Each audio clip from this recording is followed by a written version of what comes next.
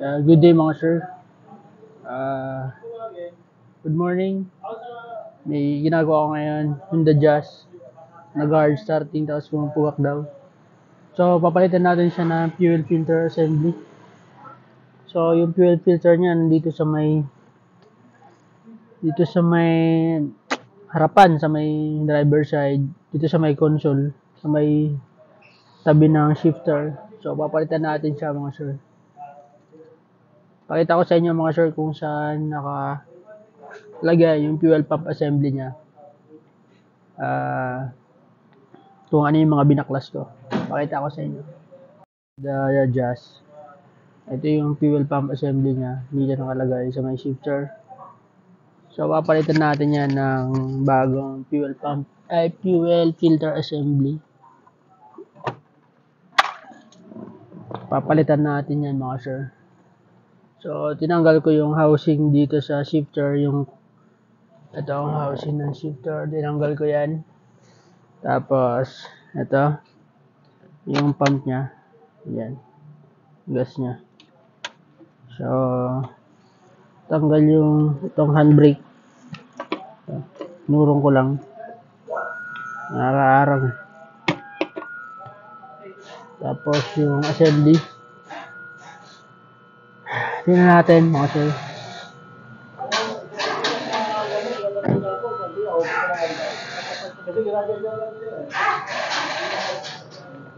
Ito yung fuel pump assembly niya. So papalitan natin yan.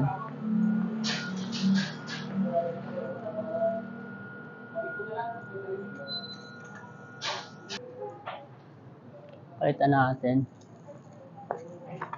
Ito yung brand new na fuel filter assembly. Brand new. Kaya natin paparehas dito sa luma niya. So ito yun.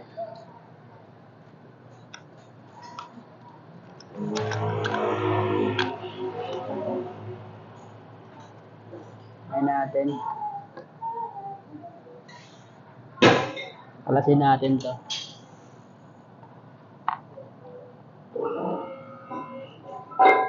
Itapon muna natin itong gas sa ulit.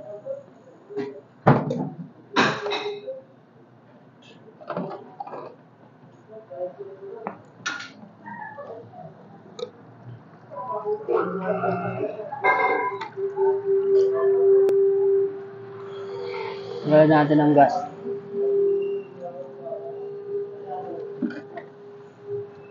Para hindi sayang. Yan. Isin lang natin to. Housing. Ito.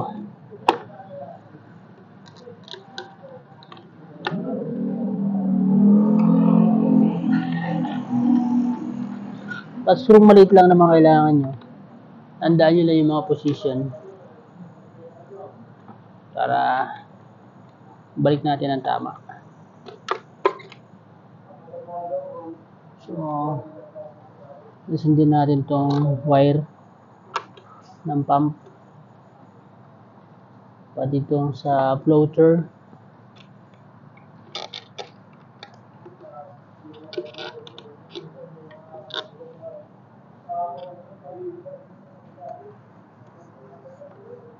Sundin natin ito.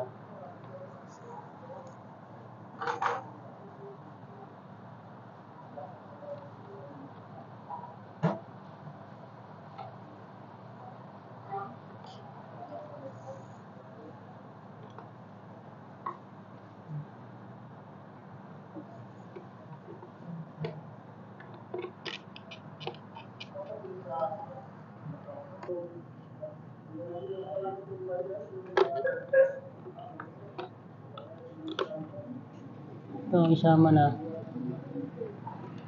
natin housing.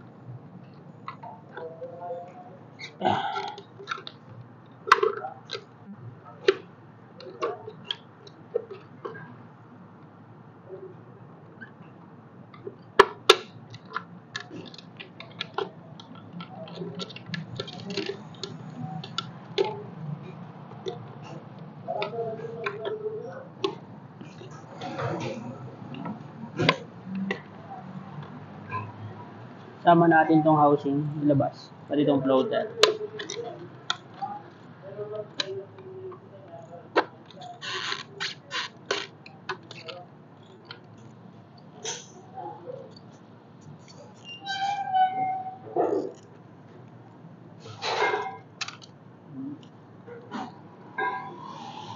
Tapos ito yung pump niya.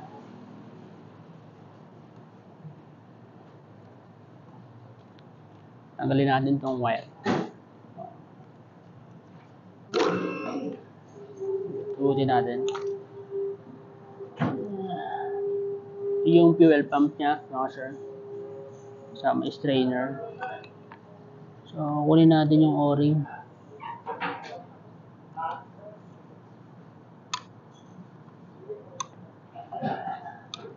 Kasi napaka-importante nitong o-ring na to. Ito.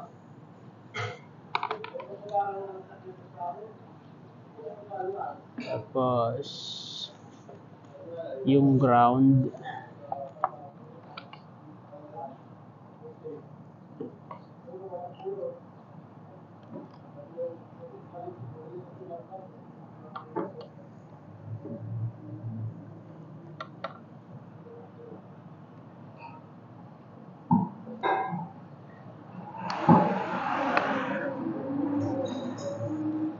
Tanggalin natin tong ground.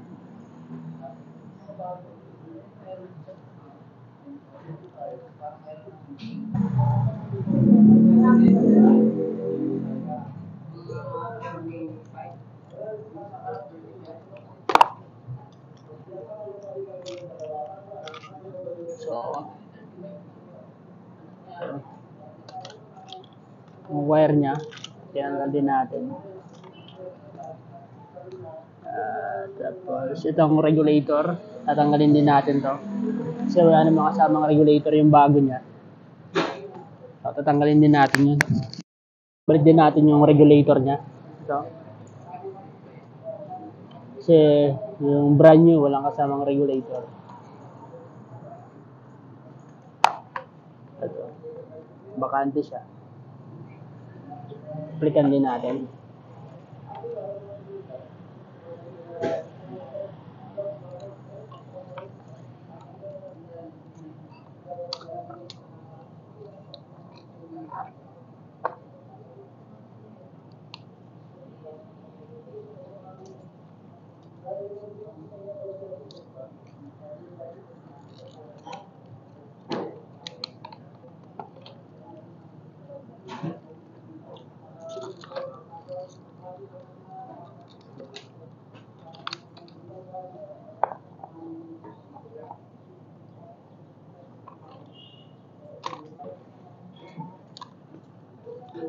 Ito yung pressure regulator niya na on the jazz.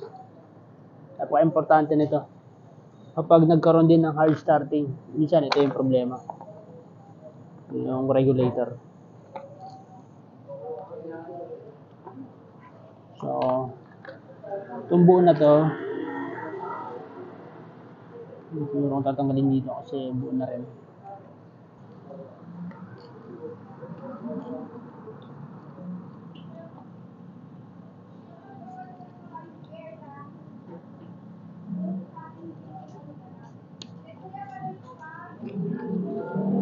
Lock natin.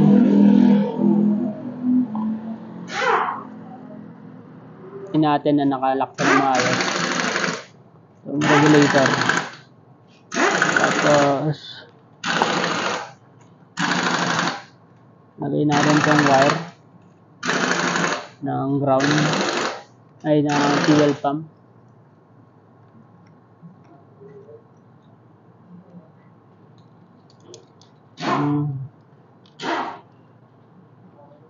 Saka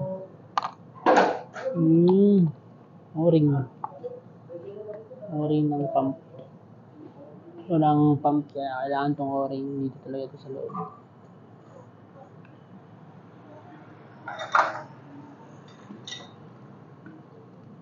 So, yung o-ring napaka-importante nito.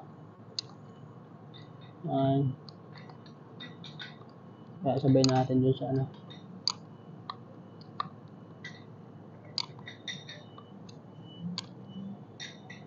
sa mismong pump. Sabay natin dito. Para siguradong hindi lalabas.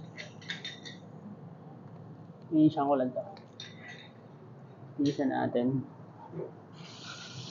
Yung strainer niya kasi maitim. Inisan natin to.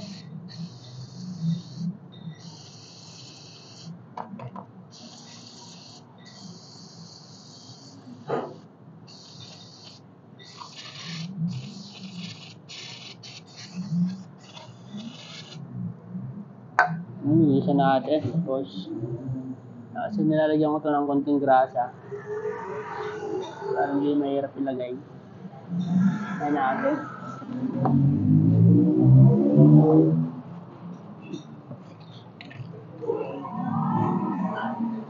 Itong o-ring niya, nilalagyan ko ng konting grasa to. Para hindi mahirap ilagay.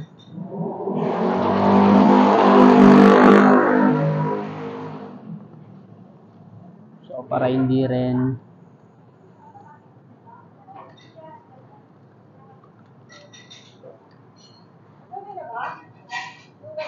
yes. Di ba masilip? Oo. Ito. Sana filter. Yan, sa loob. Ano ba itsura niyan kinakabit mo?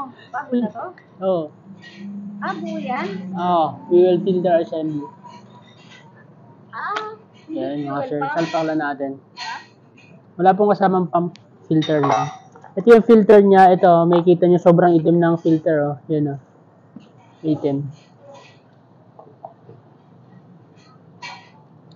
So, yan. Biglang natin itong mga lock. Para, mamaya pag di natin babalik to, itong mga socket, di umandar to, mga sir. Biglang natin. Tapos, itong lock niya, bigyan natin to. Napaka-importante niyan. Para di magalaw yung fuel pump. So, yan naman.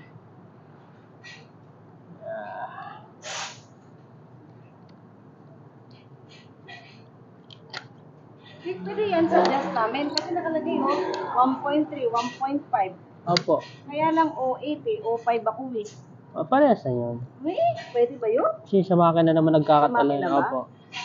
Pero may nag-deny sa akin dito sa park. May Matugi talaga, sobra. Ito sir, yung... Iluma. Ito kasi nilinis lang ito kasi wala namang kasama na strainer. Ito yung filter nyo. Ito, kung masisilip nyo dito, maitim talaga. Matugi. Na, Di ba may rubber din na nilalagay? yung luma po. Ay, yung luma nila. Okay pa naman yun. Yes, yung o-ring. Para saan ka, boss? Ayan sir, dito yan. May ng clutch kasi yan, mas maganda yung original. Okay. Isa din po nagkakaroon ng problema ng hard starting itong fuel regulator. Ito, separate po ito pag binili. Hindi po kasama dito sa bagong Pero okay pa naman siya, original. Yung filter madumi na.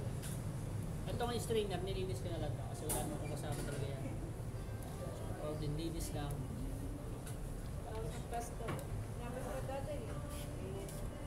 Yan, parehas yun sa inyo. Sa inyo mas malamang, mas madumi yun sa inyo. kasi never pa napalitan yun. Saan yan? Sa inyo? 0.5 ako eh, pero parehas tayo. 1.5. Sa Lazada. Naghahanap kami ng original. Medyo mahal.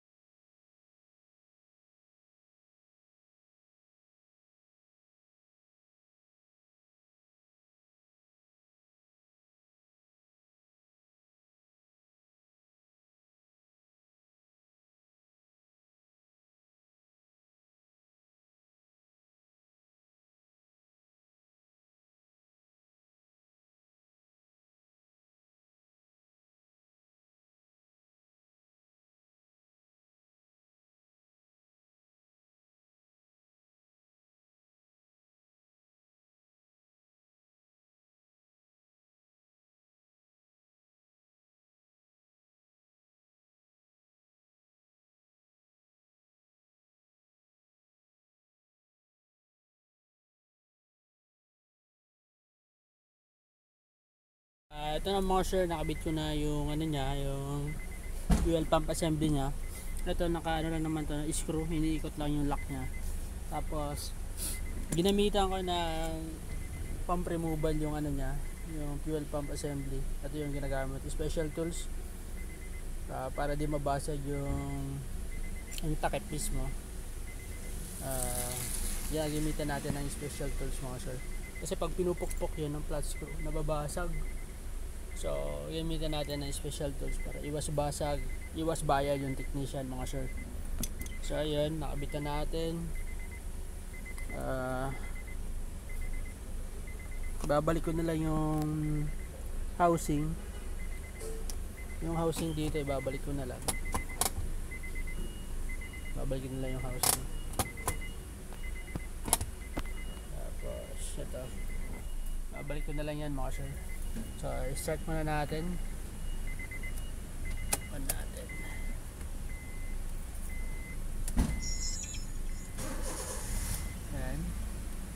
Yan mga sir, Honda Jazz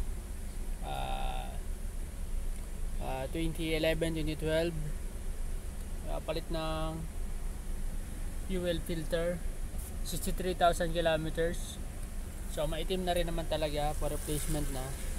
So preventive maintenance lang natin siya mga sir, kahit hindi pa niya problema masyado. Although minsan kasi nag hard starting or kinakapos. So sabi niya palit ko na sa fuel filter, kaya siyempre ngayon muna yung unang ginawa bago mag-proceed sa ibang problema, kasi yun lang yung dapat hindi napapalitan. So yun mga sir, yun lang po yung pagpalit ng fuel pump, fuel filter assembly ng Honda Jazz, Honda Fit, parehas lang po yan. Dito yung dito dinudukot yung fuel pump assembly nya dito sa may harapan, dito kahilera ng shifter, itong cambio dito siya. So bago ma-access mo siya, tatanggalin mo tong handbrake, iiwas mo siya. So yan mga sir, maraming salamat po sa patuloy na subscribe. Please comment and share. Sa mga nakaabang sa ating video, maraming salamat po sa inyong suporta. Kung meron po kayong tanong, i-comment nyo lang po para masagot po natin. Maraming salamat. God bless.